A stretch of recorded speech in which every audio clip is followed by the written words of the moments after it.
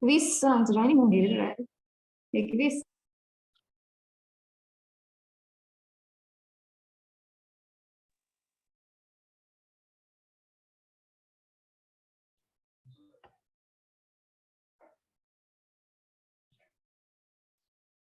गुरुर्ब्रह्मा गुरुर्विष्णु गुरुदेव महेश्वर गुरु साक्षात् परब्रह्म तस्मै श्री गुरुवे नमः।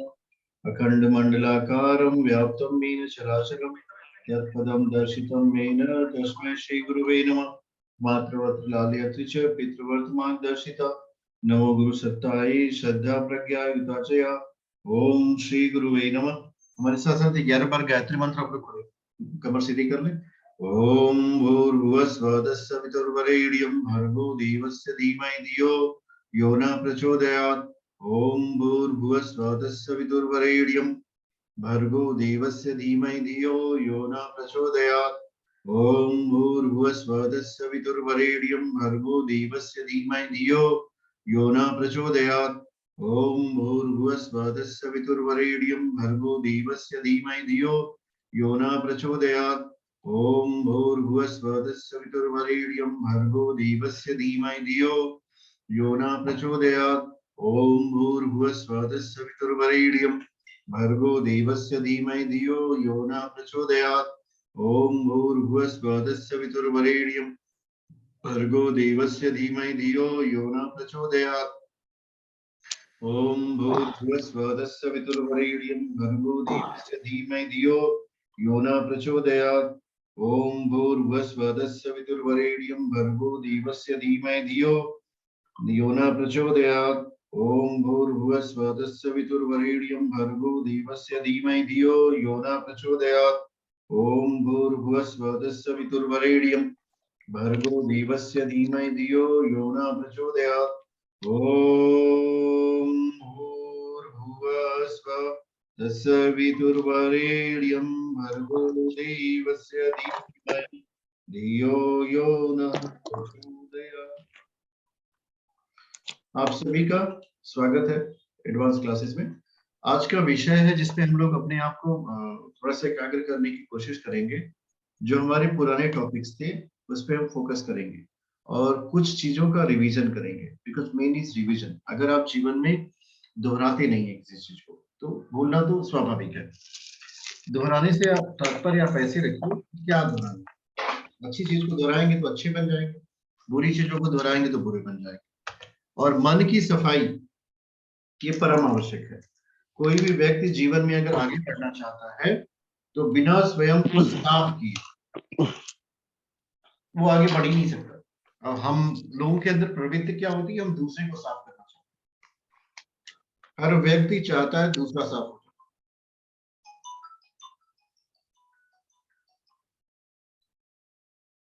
हेलो, हाँ जी हो गया। So everybody want to create trouble to others, जबकि वास्तविक साधना में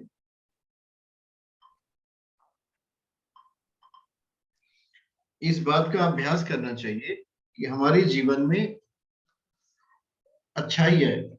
हमें प्रयास करना चाहिए कि हमारे जीवन में अच्छाई आती क्यों नहीं, क्योंकि हम प्रयास नहीं करते उसके लिए। We don't try.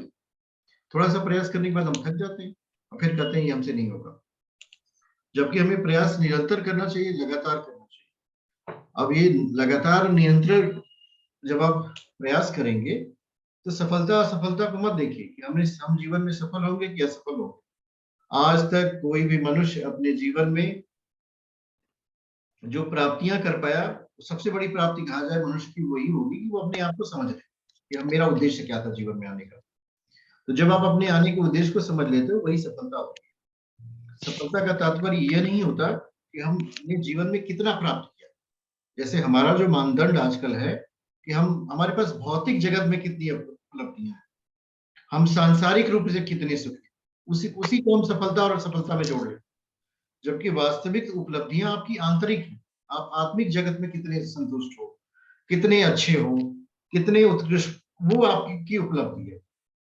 और आंतरिक जगत की उपलब्धि की प्राप्ति सबको समान रूप से हो सकती है। भौतिक जगत में ये हो सकता है कि 1000 डॉक्टर की आवश्यकता हो और 1 लाख लोगों ने परीक्षा दी, तो 1000 ही पास होंगे, बाकी के फेल हो जाएंगे। आध्यात्मिक जगत में अगर 1 लाख लोग भी तैयार हो जाए कि मुझे आत्मा को समझना है, तो सभी 1 लाख लोग पास हो जाए। पर ऐसा होता नहीं है। क्यों? क्योंकि क्या कोई कहीं तो इंस्टीट्यूट है नहीं कि आत्म सुधार का इंस्टीट्यूट कोई हो जहां पे जाकर के आप अपना स्वयं का सुधार कर लीजिए। और जबकि सबसे बड़ी सफलता है मानव के लिए स्वयं का सुधार, सेल्फ रेक्टिफिकेशन इसको बोलते हैं, रिफॉर्मेशन। जितना आप स्वयं का सुधार करेंगे उतना ही जीवन आपका अच्छा चलेगा। संसार की सेवा करनी है, सबसे बड़ा काम कौन सा करना चाहिए? अपना सुधार ही संसार की सबसे बड़ी सेवा। आप अगर अपने आप को सुधार लीजिए, आपने संसार की बहुत बड़ी सेवा कर दी। अब आप सोचेंगे कैसे कर दी? जैसे होता नहीं है विचार का प्रवाह, तो एक अच्छा व्यक्ति जो है कॉस्मोस से कम 10,000 गुड थॉट्स खींचता है, एक साथ खींचेगा। तो जो कॉस्मिक वेव्स आपकी तरफ आएंगी तो बगल वाले को प्रभावित किए छोड़ ही नहीं सकते। जैसे अंधकार नहीं फैलता, कोई अगर आपसे कहे कि अंधेरा फैल रहा है, अंधेरा नहीं फैलता, प्रकाश की अनुपस्थिति हो जाती है, लाइट कम हो जाती है। अज्ञान नहीं फैलता, ज्ञान कम हो जाता है। ये योगा क्लास। तो जब ज्ञान कम हो जाता है, उसी की अवस्था को लोग कहते हैं कि भाई हम तो अपने जीवन में अब बहुत परेशान हो गए। जबकि वो ये नहीं कहते कि मेरे अंदर ज्ञान की कमी हो गई। जिस बात को ज्ञान कहा जाता है, वो ज्ञान आपको सभी चीजों से मुक्त कर देगा। ना आपके जीवन में अभाव रहेगा। दुख का कारण 3 है, अभाव, आसक्ति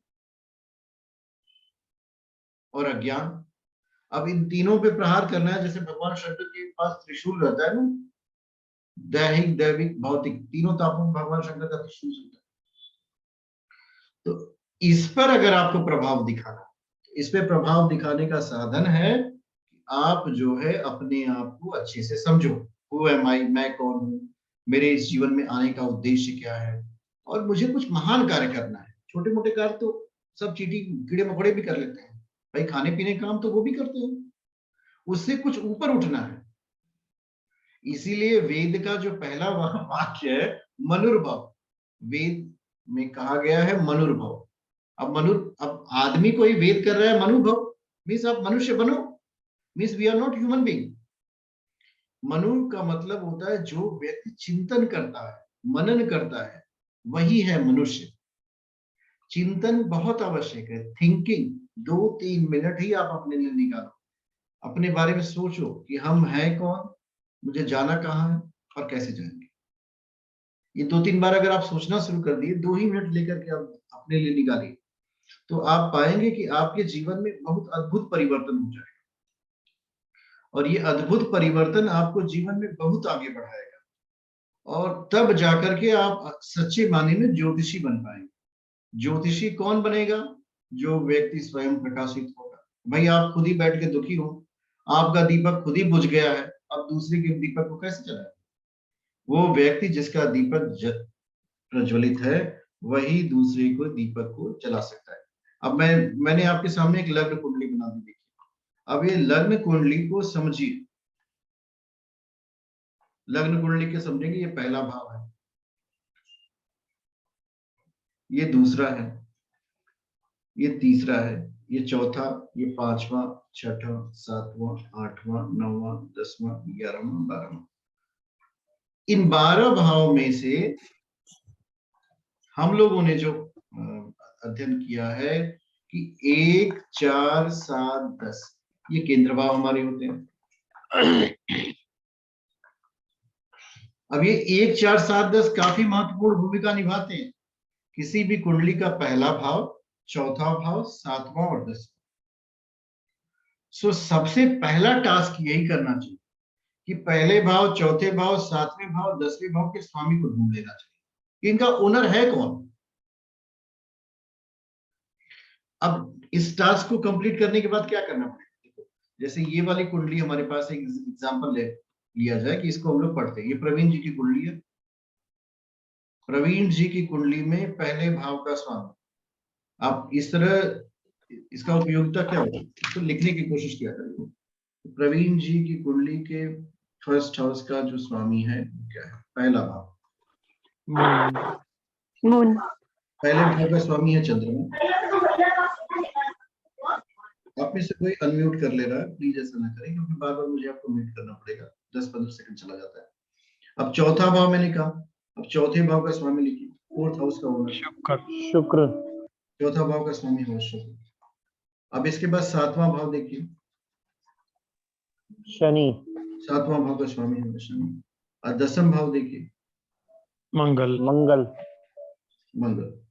अब दसम भाव का स्वामी हो मंगल। अब आप क्या करो, इस व्यक्ति के इन भावों के स्वामी को चेक करो कि चंद्रमा जो है शत्रु के घर में है कि मित्र के घर में, शुक्र जो है शत्रु के घर में है कि मित्र के घर में। ये बहुत इंपॉर्टेंट होता है और उसमें आप बहुत ज्यादा दिमाग लगाने की आवश्यकता नहीं है, हम बताते हैं, बड़े आसानी से पता चलेगा।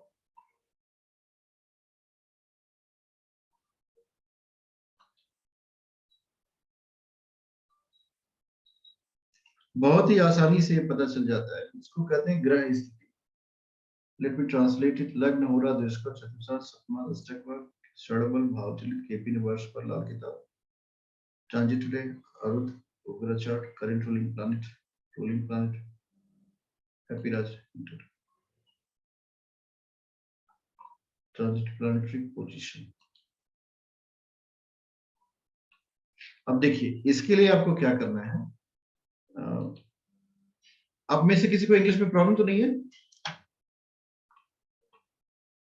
इसकी लैंग्वेज को चेंज कर दें, हिंदी करते हैं। देखिए मैंने आपको कहा कि इसको चेक करिए, तो हम लोगों ने चेक कर लिया भाव के स्वामी। ये देखिए चंद्रमा है, शुक्र है, शनि है, मंगल है। अब हम ये ग्रह स्थिति को चेक करेंगे। अब इसको समझने का प्रयास करिए, फिर इसको हम लोग चेक करेंगे। सूर्य जो है देखिए वृश्चिक राशि में यहाँ पे लिखा हुआ, वृश्चिक राशि, ज्येष्ठा का प्रथम चरण और मित्र की राशि में। ठीक, चंद्रमा के पास जाइए, ये भी मित्र की राशि में, कन्या राशि में। यहाँ पे पहला भाव लिख लीजिए मित्र की राशि। चौथे भाव को चेक करिए, चौथे भाव का स्वामी शुक्र है, थोड़ा नीचे जाना पड़ेगा। सर ये ग्रह स्थिति को इंग्लिश में क्या बोलेंगे? Planetary position. ओके। सर मेरे को थोड़ा बताइए ना, ये जो पहला भाव में चंद्रमा कैसा है? विक्रम जी बात कर रहे हैं? ये देखिए जी। ये क्या लिखा है, कौन सा नंबर लिखा है? 4 नंबर। जी। 4 नंबर कौन सी राशि हुई? कर्क। कर्क राशि में क्या हुआ? चंद्रमा। समझ में आया आपको? जी। ये वाला स्टेप किसी को समझ में नहीं आया तो अनम्यूट करके पूछिए। आप में से किसी को अगर ये स्टेप नहीं समझ में आया तो अनम्यूट करिए, पूछिए, हमें कोई आपत्ति नहीं है, मुझे बहुत प्रसन्नता होगी। ये राशियों को याद करना पड़ेगा क्या हमेशा? आप अपना नाम बताइए। ये सोमिका बोल रही हूँ सर, मेरे को ये याद ही नहीं होती है कौन से नंबर की कौन सी राशि है। कोई राशि याद नहीं करनी। आपके पास एक पेज है? गुरुजी जैसे ये लग्न में तो केवल एक ये 4 नंबर नजर आ रहा है। अब अगर इसके साथ में कोई ग्रह भी बैठा होता है तो वो ज्यादा उचित। उस पे ध्यान मत दीजिए, अभी फोकस क्या करें। जी जी। हाँ, सुमिका जी आप ऐसा करिए, एक आपके पास नोटबुक है कि नहीं है? सर मैंने बनाया भी है पर मेरे को ये याद नहीं होती हैं। याद नहीं करना है। हाँ जी गुरुजी। एक पेज पे 12 राशियों को लिख लीजिए और उसके बगल में उसका नाम लिख लीजिए, 1 2 3 4 5 6 7 8 9 10 11 12 और उसके बगल में लिख लीजिए। हाँ। कभी भी याद मत करिएगा, याद करेंगे तो बहुत परेशान होंगे। 1 नंबर के आगे पहली नजर मारोगे याद हो जाएगी। मेरी बात समझ में आ रही है? पहली नजर मारो याद हो जाएगी। अरे आप 2 मिनट चुप रहो, सर को बोलने दो। हाँ जी सर। चुप रहो, आप सभी लोग शांत हो जाएं। शांति पाठ हम लोग पहले ही कर लेंगे, लास्ट में करते हैं। देखिए करना क्या है, एक सिंपल सा स्टेप है। आप में से कोई व्यक्ति अपने को अनम्यूट ना करेगा तो मुझे फिर समझ आना पड़ता है। एक पेज लीजिए, उस पे 1 से लेके 12 तक नंबर लिखिए और उसके सामने उसकी राशि लिख लीजिए। और राशि स्वामी को भी लिख लीजिए। बस ये काम कर लीजिए और उसको अपने टेबल पे रख लीजिए, याद मत करिएगा। आपको करना ये है कि जब आप, अब इसमें देखिए करना क्या है, इसमें हमको कुछ याद नहीं करना। कुंडली हमने डाल दी, कुंडली बन गई। अब यहाँ पे 4 नंबर लिखा है। अब 4 नंबर कौन सी राशि है, परेशान मत होइए, पेज पे आपने लिखा है उसको देख लीजिए। कर्क राशि लिखी होगी, उसके सामने चंद्रमा लिखा होगा, बस यहाँ पे लिख लीजिए पहले भाव का स्वामी चंद्रमा है। अब ठीक इसी तरह चौथे भाव में जाएंगे, यहाँ पे 7 नंबर लिखा है। 7 नंबर का मतलब हुआ, अब राशि भूल गई, तुला, हमको भूल गई, तुला, शुक्र। करना में अपने देख लीजिए, तुला राशि लिखी है। भाई ये देखो, एक ऐसे समझो कि आपके पास जो हम टेक्नोलॉजी दिए हैं, जातक सामने आपके आने वाला नहीं, वो तो मोबाइल पे बैठा रहेगा। तो अपना मटेरियल खूब अपने पास रखे रहिए। अगला चार्ट बन गया है, रुकिए हम चेक करके बताते हैं आपकी राशि कौन है। देखिए कौन सा नंबर है, मिला लीजिए, किसी को आपत्ति नहीं होगी। इवन अगर वो आपके सामने बैठा भी हो तो भी कोई दिक्कत नहीं है। आपका चार्ट बन गया है, रुकिए हम चेक करते हैं कहाँ क्या हो रहा है, वो सब देख लो आप। किसी व्यक्ति को इससे कोई आपत्ति नहीं है कि आप किताब खोल करके देख, उसको सिर्फ उसको अपने बारे में जानना है। आप कहीं से भी बताइए, इंटरनेट से खोल के बताइए, गूगल से बताइए, बस बताइए। और कभी भी ज्योतिष को याद करने की कोशिश मत करिए, नहीं तो बोझ बन जाएगा इसे। हम लोगों को बोझ लेके ढोना नहीं है, हम लोग को आनंदित होना है हमेशा। आप ज्योतिष को आनंद की तरह लीजिए, जैसे गाना गाते वक्त, डांस करते वक्त। अब डांस के स्टेप तो आपको याद नहीं करने पड़ते, बहुत अच्छा डांस आप लोग कर लेते हो, हमको नहीं आता। तो हम क्या करें, हम डांस ना करें, हम बिल्कुल करेंगे, जो स्टेप मुझे आता हम वही करें। भाई आनंद ही प्राप्त करना है। तो इस आनंद की प्राप्ति में पहला भाव, चौथा भाव, 7वां और 10वां, ये बहुत महत्वपूर्ण भूमिका निभाते हैं। मैंने 1, 4, 7, 10 को क्यों चुना, ये खुद से प्रश्न पूछिए। पहला व्यक्ति का शरीर है, और चौथा उसका घर मकान वाहन है, 7वां उसकी पत्नी और पार्टनर है, 10वां उसका कर्म है। तो हम इन 4 चीजों को व्यवस्थित करेंगे उस व्यक्ति के जीवन में। कर्म को अगर हम लोगों ने व्यवस्थित कर दिया तो धन तो अपने आप आ जाएगा। अब पत्नी को व्यवस्थित कर दिया तो शांति अपने आप आ जाएगी उसके जीवन में। और जिसका गृहस्थ आश्रम सध गया तो वो बहुत बड़ा तपस्वी हो जाता है। और चौथा वाला जो है घर मकान वाहन हो गया, पांचवा तो अपने आप हो जाएगा। तो इस वजह से पहले, चौथे, 7वें, 10वें पे हम आपको फोकस करा रहे हैं। कोई चार्ट खोलेंगे, क्या करेंगे, तो जो हम आपको ज्योतिष पढ़ाते हैं ना, वो करने वाला पढ़ाते हैं। हम सिद्धांत पढ़ा करके भागते नहीं है, हम आपको बताते हैं आप कुंडली खोल के यही करना है। नहीं तो होगा क्या, बहुत सारे सूत्र पढ़ लीजिए, कुछ याद नहीं, अब कुछ याद नहीं होगा तो हम कह देंगे भाई बहुत बड़ी मिसाल है। अब इसमें हुआ क्या, देखिए, चंद्रमा को जानने के बाद मित्र से आप में से किसी को आपत्ति नहीं या फिर कुछ न समझ में आ रहा हो, म्यूट करके इसी से रिलेटेड प्रश्न पूछिएगा, ना इधर का ना उधर का। और नहीं आएगा तो हम बताएंगे, तब तक बताएंगे जब तक आप समझ नहीं आए। तो ये जो सूर्य है, देखिए यहाँ पे लिखा है मित्र राशि।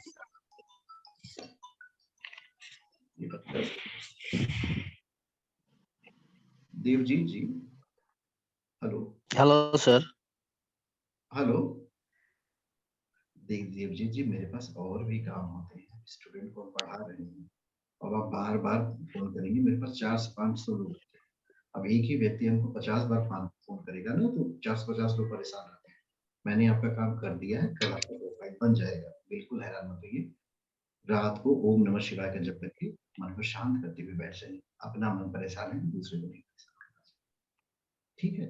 प्रभु आपका कल्याण करें। सर, हाँ बताइए।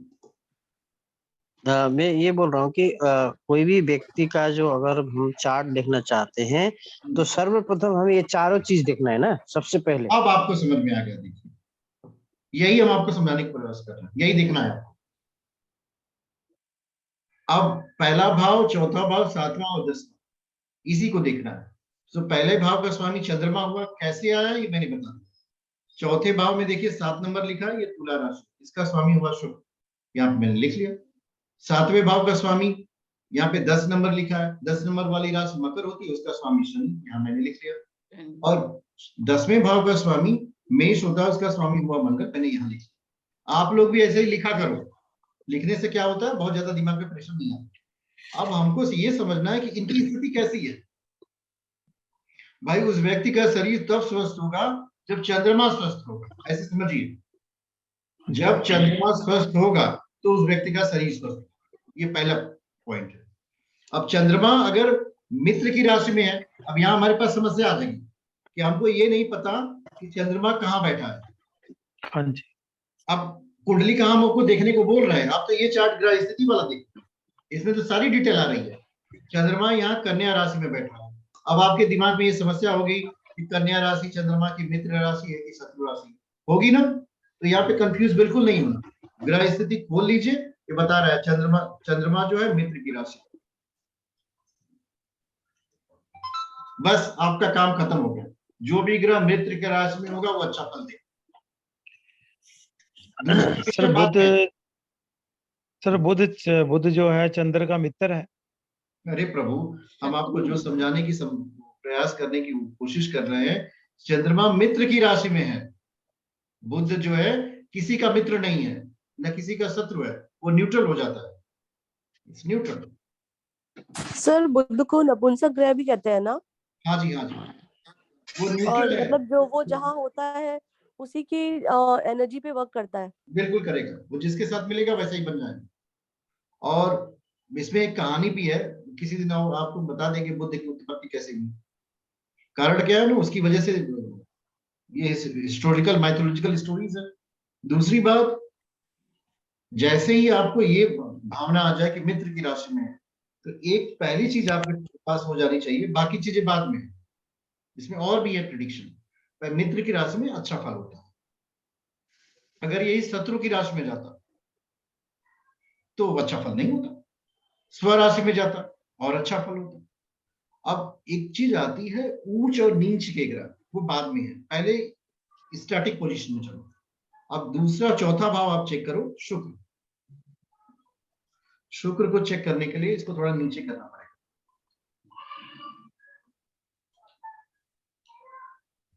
शुक्र यहाँ देखिए, जैसे बहुत सारी चीजें आपको याद नहीं करनी, 100 राशि में है।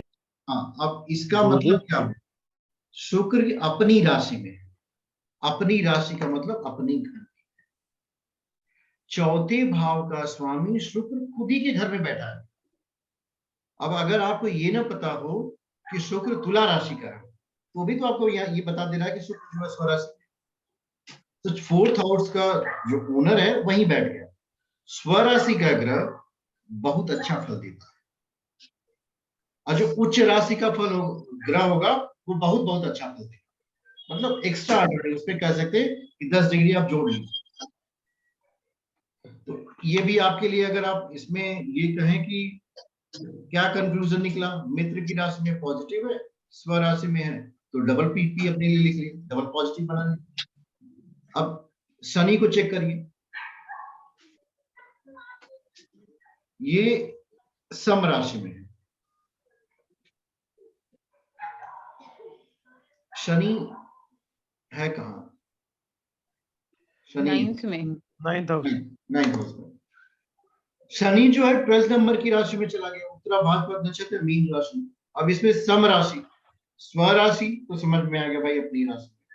मित्र की राशि, ये जो सम का भाव होता है ना, न मित्र न शत्रु, मेरी बात समझ में आ रही है? इक्विवेलेंसी की बात आती है। तो इक्विवेलेंसी की का जो फल होता है वो बहुत अच्छा नहीं होता, उसको P- कह सकते हो। It is not very very, means आप उसको बहुत ज्यादा सकारात्मक नहीं बना सकते। मंगल को चेक करिए, मंगल ऊपर होगा। सूरज की राशि में, सूरज सेकंड हाउस में चला गया, सिंह लगन में। मित्र की राशि में मंगल, मित्र की राशि, ये मित्र राशि हो, मंगल भी मित्र हो गया, तो ये भी आपके पॉजिटिव हो गए। अब एक बात और भी समझिए, जैसे 1 4 7 10 को अपने लोगों ने देख लिया ना, अब इसमें चेक करिए दूसरे लेवल पे जाकर के, कहीं 2 प्लैनेट ने अपने हाउसेस का एक्सचेंज तो नहीं किया? कोई 2 प्लैनेट अपने अपने घरों को चेंज तो नहीं कर लिए? सूरज और मंगल कर रहे हैं। अब इसमें देखिए, सूर्य जो है, सूर्य ये आपका वृश्चिक राशि 8 नंबर वृश्चिक में है, और मंगल जो है आपका सिंह राशि में। ये पॉइंट दिमाग लगाने का, वृश्चिक राशि का स्वामी मंगल है। एक पेज मैंने जो आपको बताया ना, आपके पास लिखा हुआ होना चाहिए, 1 से 12 तक राशियां लिख लीजिए, उसके सामने राशि के स्वामी लिख लीजिए। वृश्चिक राशि का स्वामी मंगल है। और अगर आपको याद नहीं हो पा रहा हो, बिल्कुल चिंता मत करिए, पेज में देखा करें। और सूर्य जो है सिंह राशि का स्वामी। अब जैसे ही दो प्लैनेट अपने अपने हाउसेस को एक्सचेंज करते हैं, तो एक्सचेंज ऑफ हाउसेस होने में दोनों प्लैनेट जो है अच्छा परिणाम देंगे आपको। क्यों अच्छा परिणाम देंगे? इसके पीछे का कारण है, सिंपल लॉजिक लगाइए कि हम आके आपके घर में रहने लगे और आप हमारे घर में आके रहेंगे, दोनों लोगों का ट्रांसफर हो गया, तो क्या आप हमें कभी कहेंगे मेरा घर खाली कर दीजिए, मेरे बेटे की शादियां हैं? अक्सर किराएदार जो है हर साल अपना मकान खाली कराने के लिए कहते हैं मेरे बेटे की शादी, मेरी बेटी की शादी, करके मकान खाली करवा देते हैं, फिर दूसरे को रखेंगे, किराया 200 रुपए बढ़ा लेंगे, 500 बढ़ा देंगे, 1000 रुपए बढ़ा देंगे। तो इस प्रक्रिया का आपको पालन नहीं करना पड़ेगा। कारण क्या कि जब हम कहेंगे आप मेरा घर खाली करिए, तो आप कहेंगे आप मेरा भी खाली करिए। तो एक्सचेंज ऑफ हाउसेज ये योग बनता है, इसको हमेशा दिमाग में रखिएगा। जब भी दो प्लैनेट अपने अपने घरों को एक्सचेंज करते हैं, तो ये बहुत पॉजिटिव योग बनता है और ये राजयोग की श्रेणी में आ जाता है। अब हम आपको प्रेडिक्शन की तरफ ले चलते हैं, बिकॉज हम लोगों को प्रेडिक्शन फोकस करना है इस बेसिस पे। जैसे रोज की मेरी जो कक्षाएं होती है उसमें अलग अलग पॉइंट होते हैं, आज हम आपको इस बेसिस बताएंगे, प्रेडिक्शन करेंगे। सबसे पहले जानिए, चंद्रमा जो है व्यक्ति के किस बात का कारक है? मन का कारक है, सोच का कारक है। इस व्यक्ति का मन अच्छा होगा कि बुरा होगा? मित्र की राशि में जाने से इस व्यक्ति का अच्छा होना चाहिए, लेकिन अच्छा होगा। हाँ, अब इसमें आप डाउट कैसे आ गया? क्योंकि मुझे आगे मुझे राहु का कंडीशन यहाँ दिखाई देगा। सर अच्छा तो होगा लेकिन डिसीजन नहीं ले सकेगा। राहु हो गया ना, तो थोड़ा सा आगे बढ़ जाया करिएगा। जब भी आप मन में विघ्न आ जाएंगे। हाँ, राहु। अब एक बात और हम आपको बताएं, अब यहाँ पे आपकी जरूरत पड़ेगी। आपकी जरूरत क्यों पड़ेगी? क्योंकि आपका उद्देश्य है कि उस व्यक्ति के जीवन में राहु का प्रभाव कम हो जाए, यही ना आप चाहते हो? उस व्यक्ति का जीवन अच्छा तब होगा जब राहु का प्रभाव कम होगा। अब राहु के प्रभाव को कम करने के लिए आपको उस व्यक्ति को भगवान की जोड़ना पड़ेगा। आप देखिए वो कौन से मंत्रों का जप कर लेता है। अब इसमें एक बात बहुत अच्छे से समझने की है। देखिए, अगर ये जातक आध्यात्मिक व्यक्ति है, स्पिरिचुअल पर्सन है, तो आपका प्रेडिक्शन गलत हो जाएगा। समझने का बिल्कुल इसको प्रयास करिएगा। एक आध्यात्मिक व्यक्ति पे ज्योतिषी विश्लेषण सही नहीं बैठती। जो कुंडली कर रही होगी कुछ और उसके जीवन में घटित हो रहा है कुछ और। इसके पीछे का रीजन ये होता है कि वह व्यक्ति आधा घंटा अपने पे काम कर रहा है। जब वो व्यक्ति अपने पे जब वह व्यक्ति अपने पे काम कर रहा है, सो क्या होगा? उसका जीवन अच्छा चलेगा। अब आपको क्या करना है? अगर वो अपने पे काम नहीं कर रहा तो उसको अपने पे काम करवाइए। उसे कहिए कि चंद्रमा राहु की युति आपकी बनी हुई है प्रभु, अगर आप चाहते हो कि ये युति आपको भ्रमित ना करे, आपका मन अच्छे से चलने लगे, तो इसके लिए हम कुछ मंत्र बता रहे हैं, उसका जप करिए। आप उसको उपाय बताइए और उसको आगे बढ़ाइए। अब ऐसा करेंगे तो प्रेडिक्शन आपका सही जाएगा। Sir hello. हाँ जी हेलो।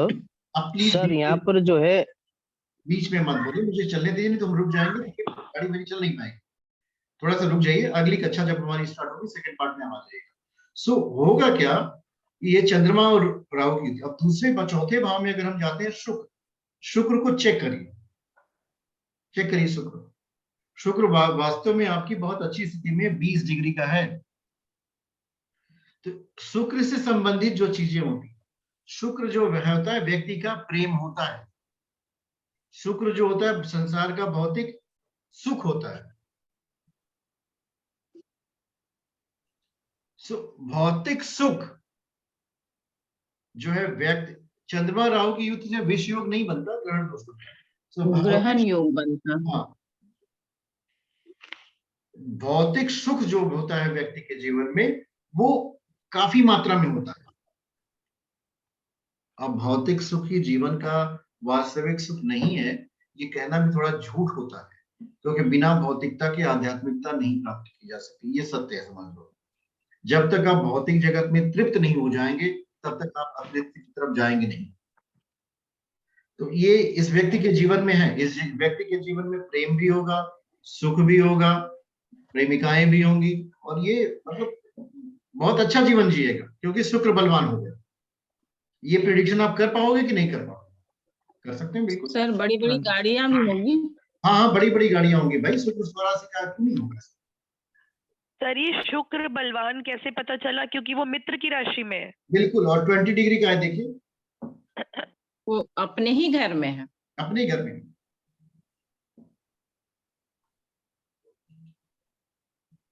और डिग्री कितने जो डिग्री से कितने डिग्री तक बलवान होता है? एक बात समझिएगा, जैसे 1 से 15 और 16 से 30, 1 से 15 को 2 पार्ट में डिवाइड कर लीजिए, 16 से 30 को भी 2 पार्ट में डिवाइड कर। 1 से 4 तक बच्चा कुछ नहीं करेगा, 4 से 8, 4 से 15 तक जवान होता है, मतलब ग्रह की पावर बढ़ेगी। और वैसे ही 15 से 22, 25 तक ठीक वैसा ही काम करेगा। अब 28 के बाद बूढ़ा हो जाता है, मतलब उसकी पावर कम हो जाती है। इसमें सम राशि और विषम राशि का भी भेद होता है, जो हम आपको अगली कक्षा में जोड़ करके पढ़ा देंगे, डिग्री और सम राशि, विषम राशि। क्योंकि सम राशि में उल्टा होगा, विषम राशि में सीधा होगा। अब हमारा विषय जिसपे हमको फोकस करना था, उस पे हमने कर लिया। आगे की तरफ बढ़िए, शनि की तरफ जाइए। अब शनि को चेक करने का प्रयास करिए अपने से, क्या स्थिति में शनि है। आप लोग अनम्यूट मत करो क्योंकि मुझे 10 सेकंड लगते हैं आपको म्यूट करने में। शनि के विषय में हम लोगों ने पी लिखा है। सो शनि से वास्तव में क्या आएगा?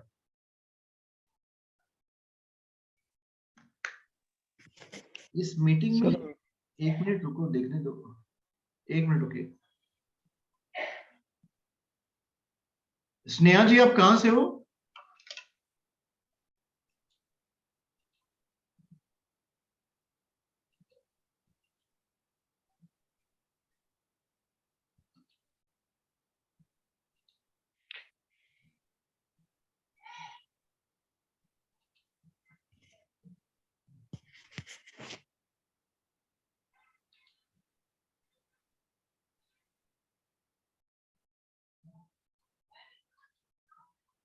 स्नेहा जी, क्या आप मेरी क्लासेस अटेंड करती हैं क्या?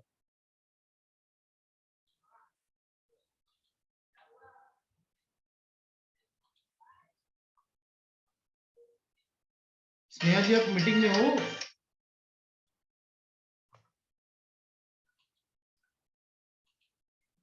गुरुजी साउंड डिस्टरबेंस आ रही है, उस तरफ से आवाज नहीं आ पा रही है। मेरी आवाज बिल्कुल नहीं आ रही है क्या? ये अब तो आई है, बीच बीच में आ रही- गायब हो रही आ रही है गुरुजी, बिल्कुल साफ आ रही है, कोई दिक्कत क्लियर आ नहीं रही है। है गुरुजी। क्या हाँ साफ आ रही है, कोई दिक्कत नहीं। होगा? स्नेहा जी, आप कहां से हो? सर स्नेहा जी चैट बॉक्स में लिख रही हैं। भाई तुमको समझ में नहीं है, स्नेहा जी मेरी स्टूडेंट भी नहीं है। How she entered in the class? सिर्फ चैट बॉक्स में लिखने के लिए?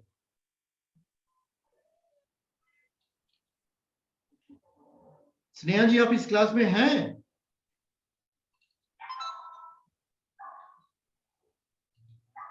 बोलना भी नहीं है। स्नेहा जी, आप क्लास, हाँ, गोरखपुर से है ऐसे लिखा है।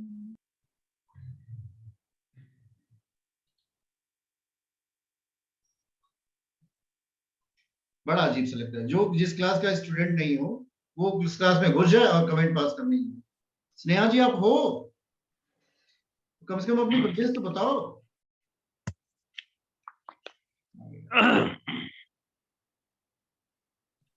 सर लेफ्ट कर दिया। दिस इज सर लेफ्ट कर दिया उन्होंने। मतलब आप किसी क्लास के स्टूडेंट नहीं हो और उसमें घुस जाओ और फिर कमेंट पास करना सीखो। क्योंकि जो क्लास होती है वो अपने एक सिस्टम से चलती है, उसका बैकग्राउंड पता होता है, फॉरवर्ड ग्राउंड पता होता है, फिर इसको पढ़ाया जाता है। अब उसमें घुस जाइए, अपना ज्योतिष का नाम ज्ञान गुजरने लगी, क्योंकि आपको कुछ आता जाता तो है नहीं। एक दिन में कोई भी ज्ञान नहीं आज जा सकता। अब उसमें बैठ के अपना ज्ञान का प्रदर्शन शुरू कर दो। अच्छी खासी चलती हुई कच्चा गुड़ी सब करो। मैनर सीखते सीखते व्यक्ति को पूरा जीवन लग जाता है, कम से कम बताना चाहिए कि हम कहां से आ गए। हम लोगों का विषय जो था वो कहीं फंस गया, और इस फंसने का कारण कुछ और हो गया, क्योंकि हम ढूंढने लगे स्नेहा जी को। दैट्स वाई जितनी भी हम क्लास लेते हैं हम अपने स्टूडेंट से बात करते हैं। आप लोग कभी कभी देखते हो, आप लोगों को लगता होगा कि हमसे बात कर लेंगे। इस बात करने के पीछे एक स्ट्रेटजी होती है। कारण क्या होता है कि अगर हम आपको बात नहीं करेंगे तो आपको जान ही नहीं सकते। कम से कम एक शब्द बोलो, 2 शब्द बोलो, 3 शब्द बोलो, उससे मुझे अपने हर क्लास के हर विद्यार्थी का नाम पता है। कभी आप कॉल करिएगा, पूछिएगा, बता देंगे आपका नाम ये है, आप मेरी इस कक्षा में पढ़ते हो। इसका सिंपल सा रीजन है, राजीव जी को हम बहुत अच्छे से जानते हैं, कितनी बार मेरी उनसे बात हुई, चंद्रमोहन जी से, अंजू जी से मेरी बात होती, विशाल वर्मा जी से कई बार बात हुई, रेणु जी से बात हुई, मलिक जी हैं, देखिए डॉक्टर सरिता मलिक नाम से जुड़ते हैं, आई नो एवरीबॉडी। कनिका जी को हम जानते हैं, सोनाली जी को जानते हैं, जिसका नाम बोलो उसका नाम बता दो। बट अगर कोई अननोन घुसता है तो मुझे पता चल जाता है कि इसका नाम ये, और ये अननेसेसरी ट्रबल क्रिएट हो जाती है। हम लोगों का विषय फोकस करना था। 1 4 7 10 को आप लोग देखने का प्रयास करिएगा। इसके बाद मित्र और शत्रु हो जाने के बाद जब भी डिस्क्रिप्शन करेंगे, जैसे डिस्क्रिप्शन करना है आपको, देखिए डिस्क्राइब कोई भी विषय जब आप शनि पे थे, किसके गुरुजी हम शनि पे थे, शनि से अब शनि से समझा रहे थे। हम लोग शनि पे फंसे थे, शनि को निकालते हैं। शनि जो है, शनि महाराज केतु के साथ चले गए। यहाँ पे केतु और राहु दोनों का मैंने आपको फल बताया था। केतु के विषय में ये हमेशा याद रखिएगा, ये जहां होगा उसके फल को समाप्त करेगा। राहु जहां होता है उस व्यक्ति को उस भाव से फलों में असंतुष्ट करता है, जैसे उस भाव के फल सेटिस्फाई नहीं कर पाएंगे उस व्यक्ति। कोई भी व्यक्ति राहु और केतु इन दोनों की वजह से, अब ये प्रॉब्लम क्रिएटर नहीं है, देखो बिना इनके चार्ट बनेगा नहीं। कोई व्यक्ति कहे कि नहीं हम बिना इनके कुंडली बना देंगे तो वह असंभव है, तो ये कहीं ना कहीं होंगे। अब ये जहां जहां होते हैं वहां के प्रिडिक्शन आप समझ लीजिएगा। जैसे नवम भाव का है, अब ये he will be deprived of, ये दान से परेशान होगा। परेशान का मतलब ये करना नहीं चाहेगा, ये पूजा पाठ नहीं करना चाहेगा, धन उसको बोलते हैं धार्मिक यात्रा, तीर्थ यात्रा या इस तरह के किसी कार्य में इसका मन नहीं लगेगा। क्योंकि केतु से डिप्राइव करता है। तो ये जो राहु की स्थिति है ये पराक्रम भाव में बनी हुई। पराक्रम भाव में बना हुआ राहु इस व्यक्ति को जो है ऐसे समझो, वो अपने क्षमताओं में संतुष्ट नहीं होगा, वो सोचेगा कि इसको और बढ़ा लें। जब वह अपनी क्षमताओं में संतुष्ट नहीं होगा, इसकी वजह से इस व्यक्ति के जीवन में काफी कठिनाइयां आ जाएंगी।